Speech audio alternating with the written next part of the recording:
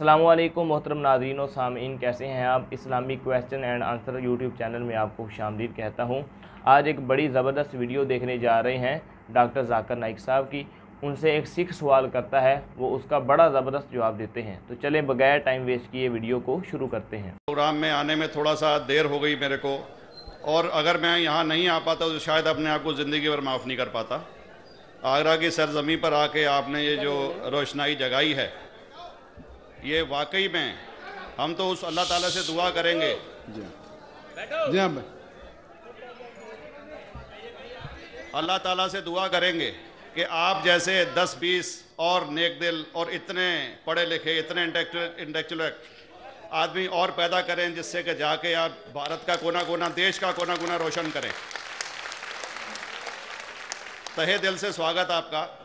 मेरा एक छोटा सा सवाल से पहले थोड़ा सा, एक हमारे भी गुरु ग्रंथ साहब के अंदर गुरु नानक साहब ने पूरी दुनिया का चक्कर लगाया, जिसके अंदर मक्का मदीना भी शामिल है।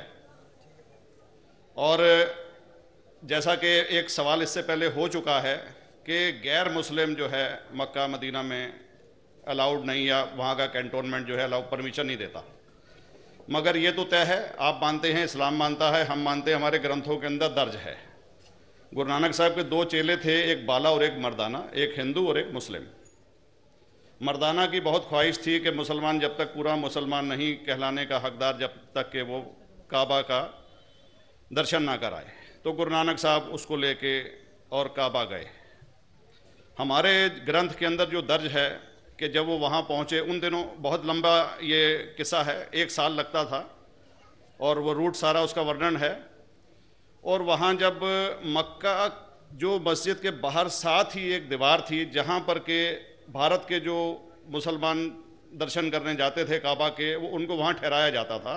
वहाँ की देखभाल जो करता था वो मुल्ला जीवन करता था। जब गुरु नानक साहब अपने चेलों के साथ में वहाँ पर पड़े थे, तो सुबह जब मुल्ला जीवन वहाँ की सफाई करने के लिए आया, तो उसने देखा गुरु नानक साहब के जो पैर थे वो काबा की तरफ थे। वो गुस्से में चिल्लाया कि ये कौन काफिर है जो कि काबा की तरफ पैर करके पड़ा है, और उसने गुस्से के अंदर आके उनके पैरों को झटका दिया, दूसरी तरफ किया। तो हमारे ग्रंथ के अंदर दर्ज जो किस्सा है उसके अंदर ये है कि काबा भी उस समय हिल गया, जिधर गुरु नानक के पैर जाते थे काबा उधर मुड़ता था।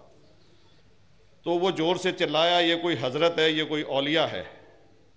तो उस समय के जो काजी थे, मक्का के काजी रुकनदीन साहब थे, और शाह शरफ, कई हस्तियों के नाम हैं उसमें।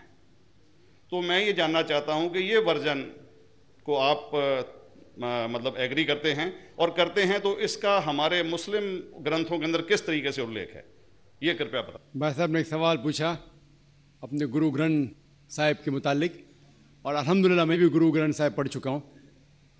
और जिस तरीके से, क्योंकि वक्त मुख्तसर सा होने की वजह से मुझे वक्त नहीं मिला कि गुरु ग्रंथ को भी कोट करूं।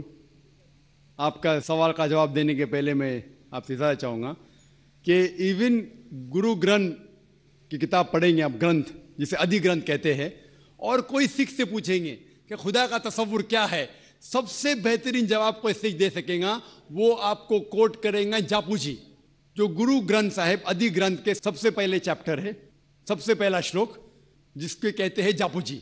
इसके मानी है कि God is true, he is only one, he is not begotten and is free from fear and want.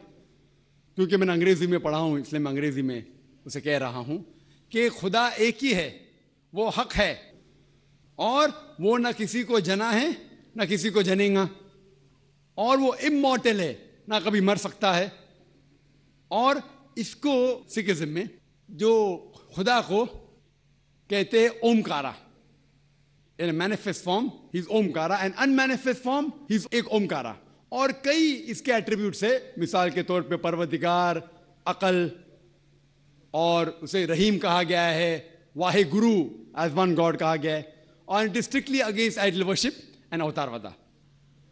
भाई साहब का सवाल था कि उनने ग्रंथ में पढ़ा कि गुरु नानक साहब मक्का के, और उनका पैर काबा की तरफ था, और कोई मौलवी ने पैर को हिलाए और काबा हिल गया।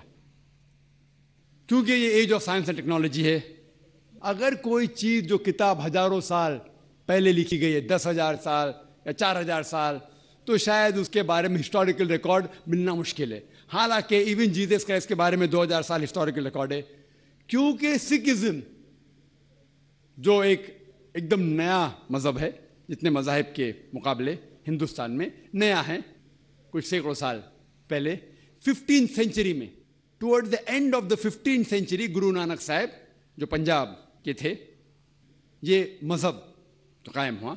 हार्डली 400-500 या 400-500 साल।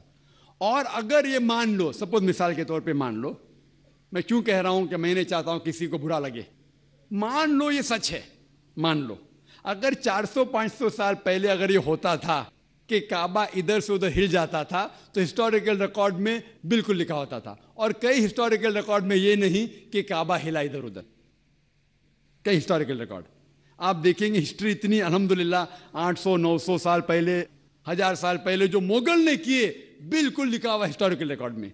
तो ये कहना कि गुरु नानक साहब वहां गए और काबा हिल गया, ये बिल्कुल साइंस के खिलाफ है, क्योंकि साइंस में कोई भी रिकॉर्ड नहीं है, वहां के देश के रिकॉर्ड में कहीं भी नहीं कि काबा हिला। तो इसलिए हम कहते हैं कि हो सकता है ये गलती से किसने लिखा होगा, न कई किस्से कहानी। ये मैं तस्लीम करता हूं कि गुरु ग्रंथ साहिब में कई चीजें सही है, हक की बात है, लेकिन ये तस्लीम करना कि काबा हिल गया, ये बिल्कुल साइंस के भी खिलाफ है, साइंस के खिलाफ है।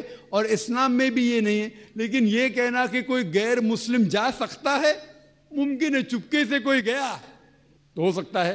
वो भी जवाब। जी नाज़रीन, वीडियो आपने देखी, उम्मीद करता हूँ आपको वीडियो अच्छी लगी होगी। अगर वीडियो अच्छी लगी है तो वीडियो को लाइक कर दें, चैनल को सब्सक्राइब कर दें। इजाज़त दीजिए, अगली वीडियो तक के लिए खुदा हाफिज़।